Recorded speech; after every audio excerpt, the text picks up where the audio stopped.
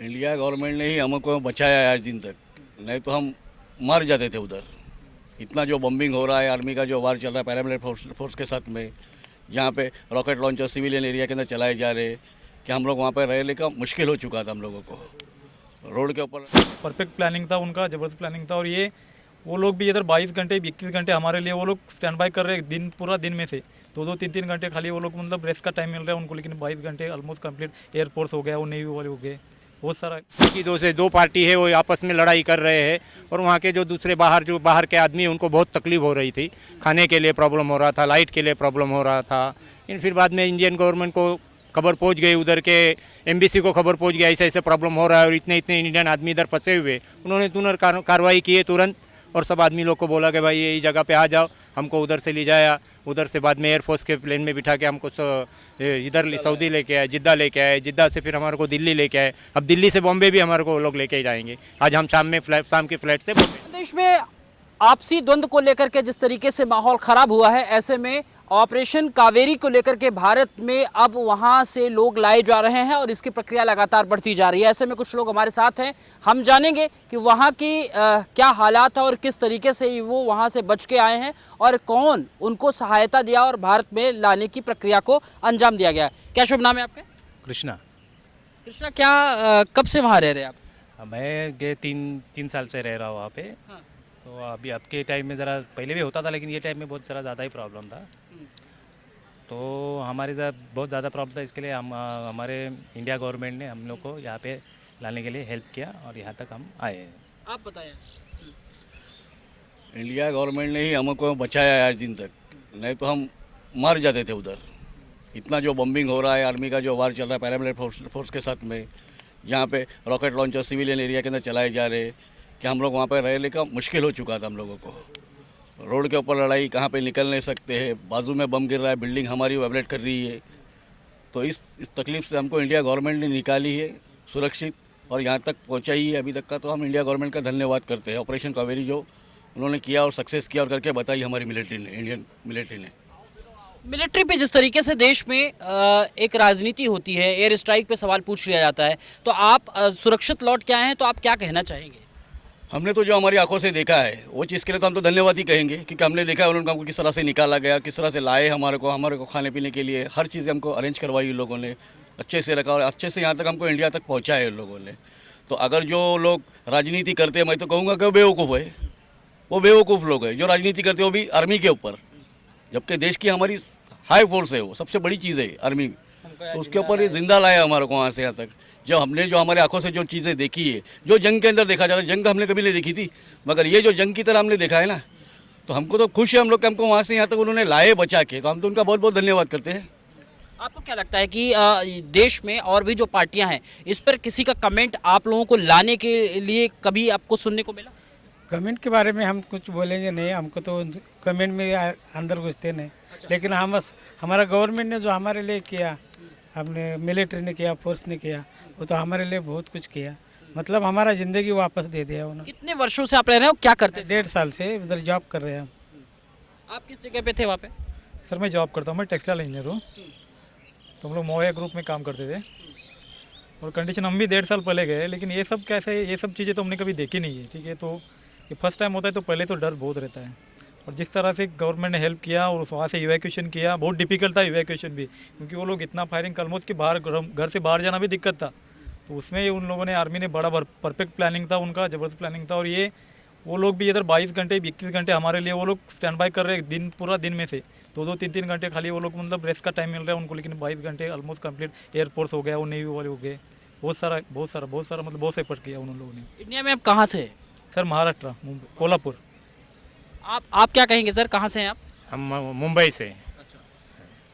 पूरी घटना को आपने अपनी आंखों से देखा है, जो हमारे दर्शक देख रहे हैं उनसे आप वाकया थोड़ा सा ब्रीफ करें। वाकया क्या, जो आंखों से देखा है, जैसा जंग में होता है दो देश का, लेकिन दो देश का नहीं, यहाँ तो पूरे एक ही देश का सब हो रहा है।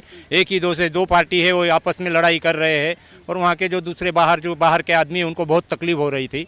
खाने के लिए प्रॉब्लम हो रहा था, लाइट के लिए प्रॉब्लम हो रहा था। लेकिन फिर बाद में इंडियन गवर्नमेंट को खबर पहुँच गई, उधर के एम्बेसी को खबर पहुँच गया ऐसे प्रॉब्लम हो रहा है और इतने इंडियन आदमी इधर फंसे हुए। उन्होंने तुरंत कार्रवाई की है तुरंत, और सब आदमी लोग को बोला कि भाई यही जगह पे आ जाओ, हमको उधर से ले जाया, उधर से बाद में एयरफोर्स के प्लेन में बिठा के हमको इधर सऊदी लेके आए, जिद्दा लेके आए, जिद्दा से फिर हमारे को दिल्ली लेके आए, अब दिल्ली से बॉम्बे भी हमारे को लोग लेके जाएंगे। आज हम शाम के फ्लाइट से बॉम्बे जाएंगे। तो क्या कहेंगे सरकार की इस प्रक्रिया को लेकर? उनका बहुत धन्यवाद है, बहुत अच्छे से उन्होंने हमारे लिए किया है, बहुत बहुत धन्यवाद है सरकार की तरफ से। हम तो सरकार को बहुत बहुत धन्यवाद देंगे। अच्छा है सर। आप कहाँ से हैं सर? मुंबई। आप भी मुंबई से हैं। यस। आप क्या कहेंगे सर? कुछ धन्यवाद ही कहेंगे और क्या कहेंगे। बहुत सही से वहाँ पहुँचा दिया इधर तक, बहुत बहुत धन्यवाद उनका।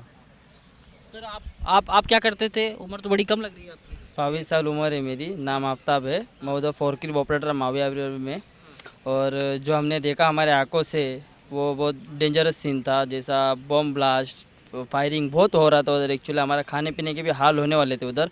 अगर हम थोड़े दिन और नहीं आते तो शायद हम मर भी जाते। हम तहे दिल से शुक्रिया अदा करना चाहते थे इंडियन गवर्नमेंट का। दुर्योधन नाम है मेरा, बम्बई से हूँ। तो मतलब देश के अलग अलग जगहों से ही थे कि सिर्फ महाराष्ट्र से ज़्यादा लोग थे? नहीं, सब जगह पे से।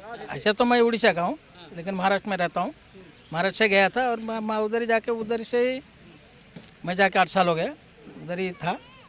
इतना कुछ ये नहीं था, लेकिन अभी बहुत पहले बहुत खाने पीने का मंदा, लाइट नहीं, पानी नहीं, कुछ नहीं।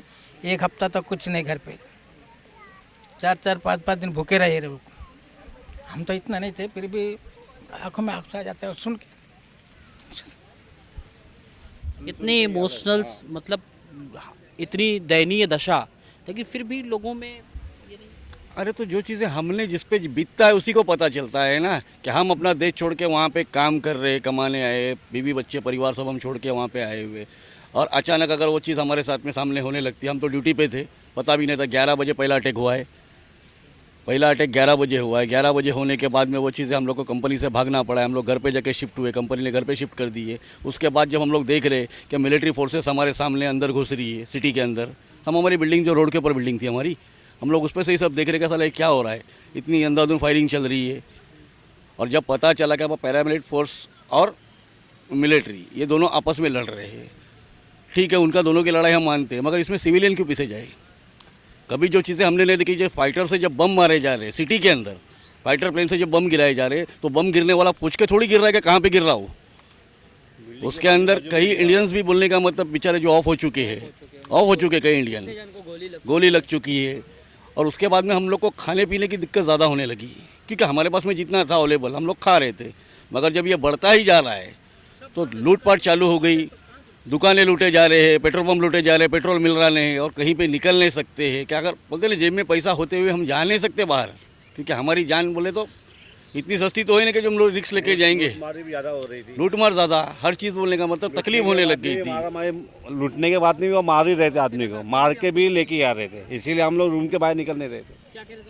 हम आते टाइम रास्ते में गाड़ी रुका कर लूट लिया हमको, हमारा मोबाइल सब छीन के ले गए। रास्ते के अंदर भी बोलने का मतलब बार हुआ गाड़ी के ऊपर। जो जिस बस से हम लोग बोलने का मतलब पोर्ट सूडान के, खारतूम से हम पोर्ट सूडान के लिए निकले, वहाँ पे इंडियन नेवी वगैरह सब अरेंज था, हम लोग वहाँ पे निकले, तो रास्ते में भी हमारे साथ हादसे हुए, गाड़ी लूटे गए, पत्थरबाजी हुई, गाड़ी के ऊपर फायरिंग हुई, जिसमें हमारे साथ में दो तीन मेंबर थे, जिनके साथ में उसके अंदर एक को गोली लग चुकी थी, 2 जन के सर फूट गए थे, क्योंकि पत्थरबाजी हो रही थी और लूटा जा रहा था। बस यही सब चीज़ें चल रही है। तो ये जो लूटपाट के वजह से आदमी को ज़्यादा खतरा बढ़ गया, क्योंकि उनके पास में खाने को नहीं तो वो हमारे को लूट रहे। खाना खाने के हिसाब से कुछ नहीं, अवेलेबल ही कोई चीज़ ही नहीं, तो लूटे जा रही है खाने के लिए। एक अंदाज़ा लगभग कितने लोग इंडिया से या फिर महाराष्ट्र से लोग वहाँ पे होंगे?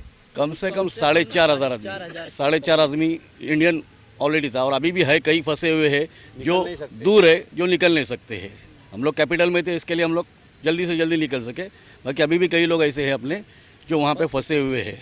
कोशिश जारी है इंडियन गवर्नमेंट की उनको निकालने के लिए, मगर रास्ता तय करना, जो 1000 किलोमीटर का जो फासला है तय करना, वो मुश्किल है। आपके साथ लगभग कितने लोग आ गए? हमारे साथ में तो 300 आदमी टोटल आए हम लोग सारे वैसे पूरे टोटल हमारे पहले भी आ चुके हैं और हम लोग आ चुके हैं। ऐसा करके हम लोग अभी तक तो हमारे को ऐसा अंदाज़ा है कि यहाँ पर 3-3,500 आदमी आ चुके हैं टोटल नहीं, अपने साथ का नहीं, टोटल आए हुए आदमी, इंडियन टोटल आदमी 3,500 तक आदमी इधर आ चुके हैं। हमारा ग्रुप में हम लोग 350 आदमी आए थे, लेकिन हमारे पहले भी आ चुके हैं, दूसरे सब आ गए हैं, और आजू बाजू के सब तो 3,500 तक आदमी आ चुके हैं।